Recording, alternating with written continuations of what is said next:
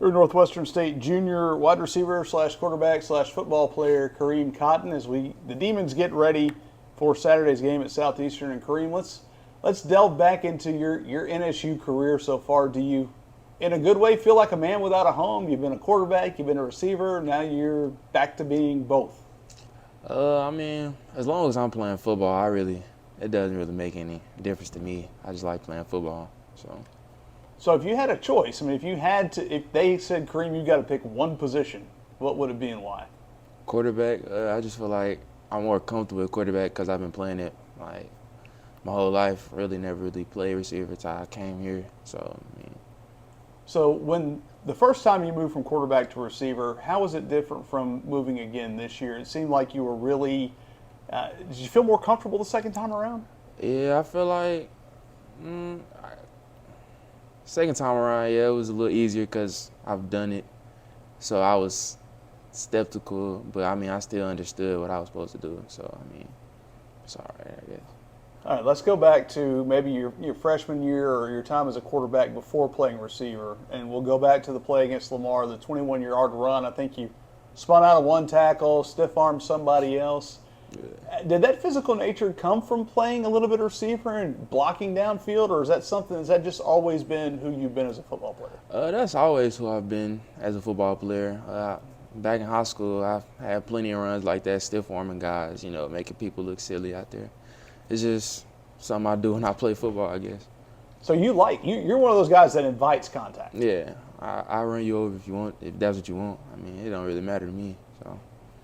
What was the biggest change in moving from quarterback to receiver, and how did playing quarterback help you move to receiver? Switching from quarterback to receiver, it kind of gave me a upper hand because I already know what the quarterback's looking for, and it helps me run my route because I know what coverage they're in, or what needs to be open or what should be open in that coverage, and that really helped me at receiver. So, I think Chance Newman mentioned it when we we're trying to figure out what to call him. He just said football player. Yeah. Do you think that fits you? Yeah, football player. Yeah, I like that. What has been, this year you've done a handful of different things now. I mean, is there something that stands out as a moment you really cherish from this season so far?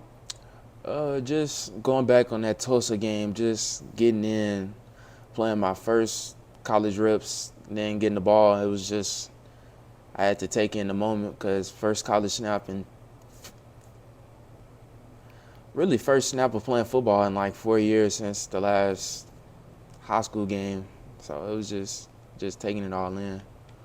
This day and age, people don't tend to stay around a long time. Yeah. If things don't go their way, they pack up and leave. What kept you here?